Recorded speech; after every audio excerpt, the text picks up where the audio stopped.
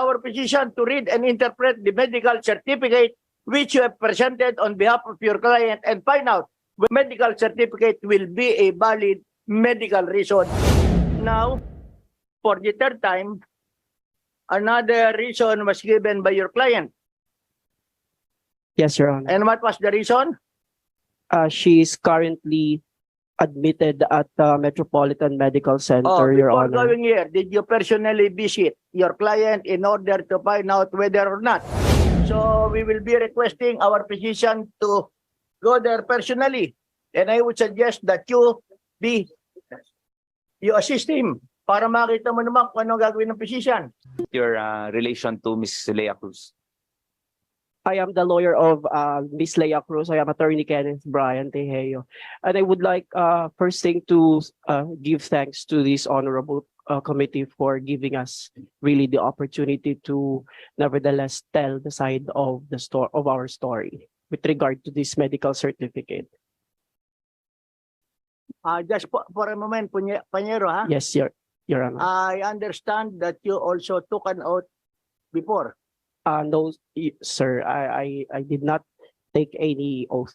Would you be willing to take an oath before us? Yes, Your Honor, Okay, if I it's think possible. it's better. Yes, Comsec, can you please administer the oath of Attorney Tejeo?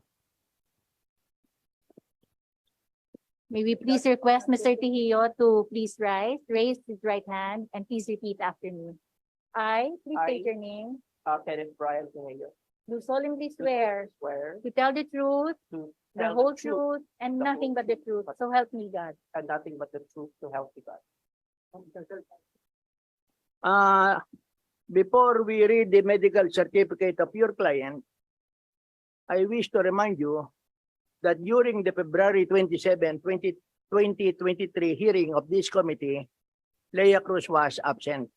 Yes, Your Honor. And you inform us that Lilia Cruz was absent because of the fact that she would be visiting the farmers in Nueva Ecija. Yes, Your Honor. Okay. Partly, yes, Your Honor. And she was required to present the reason for her absence, and suddenly the reason was already different, that she has to attend to a very important matter pertaining to a bank transaction. Do you recall whether or not that was the written explanation? Yes, Your Honor. Okay. On March 7, 2023, we required also her presence. Yes, Your Honor. Unfortunately, we were informed that she would not be available to attend the hearing on March 7, 2023, because in the afternoon, she would be having a hearing before the Sandigan Bayan.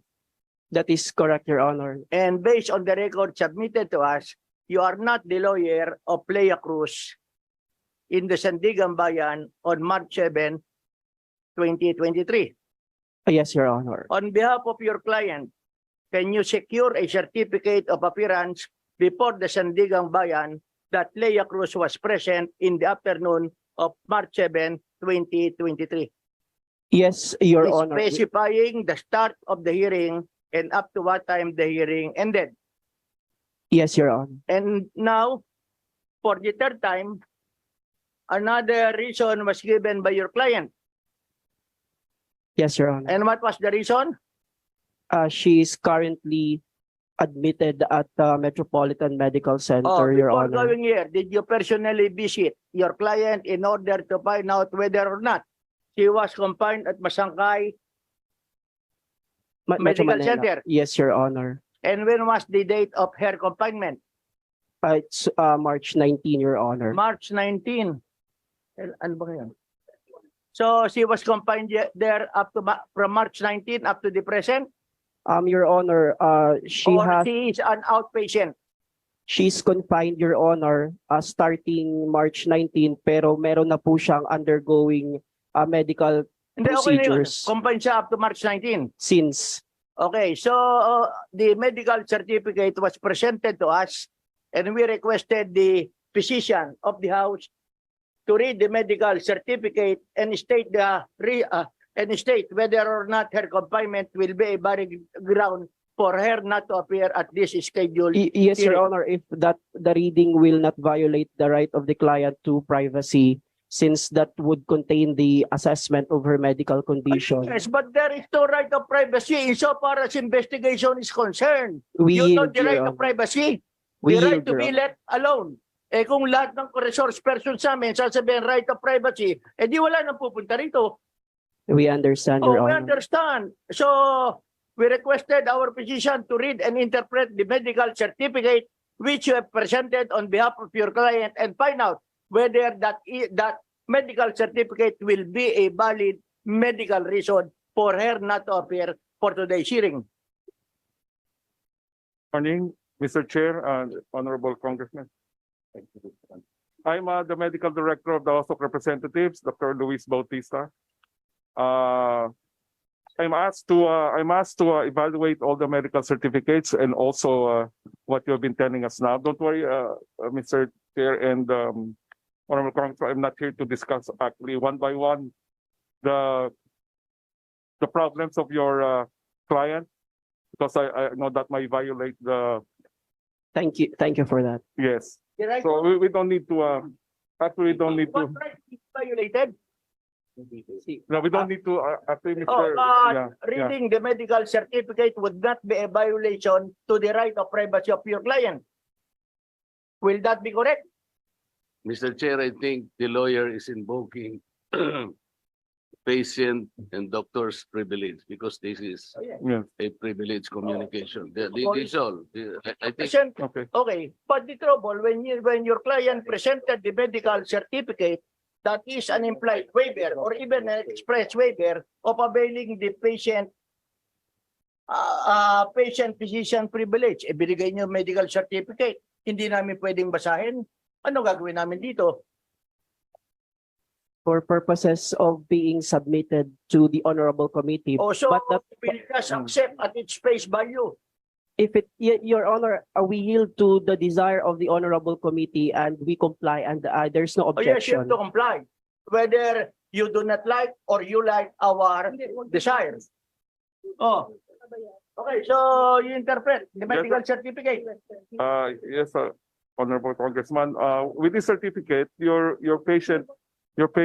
client, Miss Lilia Cruz, 47-year-old female, has the condition stated herein, no? I need not go to it one by one, but with these conditions, and she's actually admitted, no? She's actually admitted for her condition of bleeding. So let's just say bleeding, no? So, but this does not preclude her from attending this session by Zoom. That's what I have to say here, no? So, Well, that's it. actually, Because she's admitted, sir. okay. Yeah. Well, that would be enough. But insofar as this representation is concerned, I most respectfully move that the physician of Congress at Dr.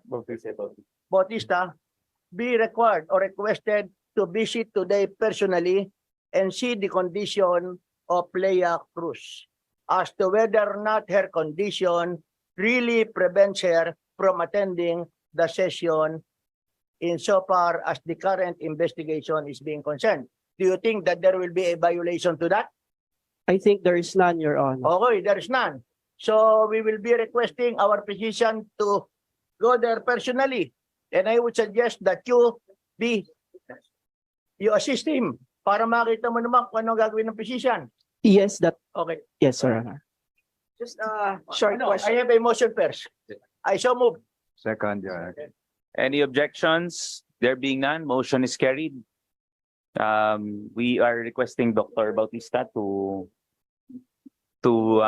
assist to join attorney Tejeo to go to Manila Manila Medical Medical Center to see the current Metropolitan. to the Metropolitan Medical Center. Yes, thank you very much, Dr. Bautista. We hope to hear from you as soon as possible. Yes. Mr. Chair, At saka wheelchair. Yes. Stretcher. The Honorable Dante Marcoleta. bago natin paalisin si Doktor, what happens if the personal doctors of these people will invoke confidentiality? What will you do? Yeah, a Well, physical this is visit. just a physical visit in case there will Hindi be nga kasi meron nga confidentiality between a patient and a doctor. And that one, hindi natin mababiolate yun. pero So pupuntahan lang ni doktor, titingnan niya para paano kung sabihin ng doktor niya, ano bang itatanong mo sa kanila? Kasi para hindi na tayo magtagal kasi Oo nga, pero- nadadivert lahat ng pinag-uusapan. well, actually, when we speak of legality, when it is an issue of physical client relationship, patient, physician, privilege communication, that could be the subject of waiver. And whenever you presented your medical certificate, it behooves upon us to verify whether or not that medical certificate is correct or not. Otherwise, if we shall not conduct an investigation, any resource person who does not want to attend shall only present a medical certificate and telling us, you cannot examine me because there is a patient-physician privilege. And that will render our constitutional duty to conduct an investigation in aid of legislation. That's my very point. Tama naman yung point mo, pero sinasabi ko, baka mamaya sabihin ng doktor nila, I invoke confidentiality, yun lang.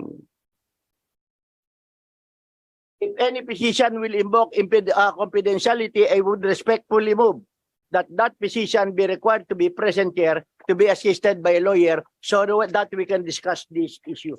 In order that Hindi we nga can pwede create yun, that's a confidential. Hindi, kaya nga titanong na sa physician, Anyway, without medical yes. condition, but why is he invoking physician-patient privilege? yes, anyway, they are assisted by their lawyers and they have agreed to the request to be personally seen by the House doctor. Yes, Your Honor, we submit Yes, thank you. the orders of the Okay. committee. So anyway, that is the last of it. So Mr. Chairman, yes, just a manifestation on the exchange of ideas we had earlier.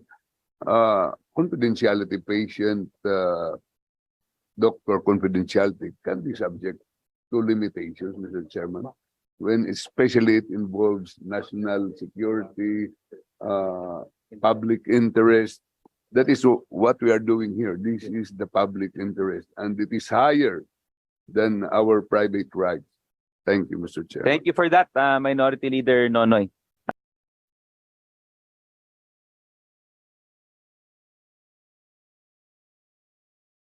Thank you. Anyway, we have Dr. Jose Bautista back.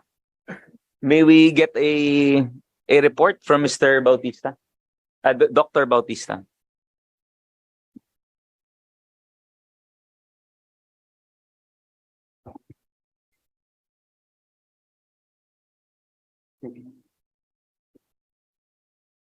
Good afternoon, Mr. Chair. Good afternoon, Honorable Thank you. Congressman. We were able to see the two patients subject of our tasking today. One was at BGC, Miss Lilia, no, BGC, the one at BGC. I thought sa Metropolitan. Yeah, the other one is in Metropolitan. Po. Okay. So we went to two patients today. Oh, yes. Yeah. Yung munang-una. Sino? Also, we start first with the Metropolitan Medical Center. The one is Lilia Cruz, 47-year-old female. Partly she was admitted since Why partly? apparently Apparently. apparently she was admitted 2 days ago for abdominal pain. So the difference now is that with the medical certificate presented to us before, we do not have a physical examination. So I was able to examine the patient closely. And she was complaining actually of abdominal pain. Yeah, abdominal pain. The diagnosis there was, inflammation of pelvic parts. So And would that kind of abdominal pain merit or warrant confinement? yes, ma'am. It was in fact, she underwent colonoscopy today. Also colonoscopy today is scheduled for colposcopy. That's for the examination of the parts of the female parts. So she was on examination. Actually, she has tenderness. I mean, her pain on the abdomen was really present, and she's in She has, she's on IV fluid medication, also in fluid medication. So, Doctor, what is your conclusion? That she has to be staying there at least for still a week, for one more week, One more week, with the If condition the that she committee has. hearing will resume in May, do you think that she would be able to appear? On this condition, yes, she should be okay with this. How about mid-April? About mid-April? I think so, sir. 10 days. 10 days. 1 week to 10 days. The one, Lilia Cruz po. Mm. 10 days, 7 to 10 days, she'll be okay.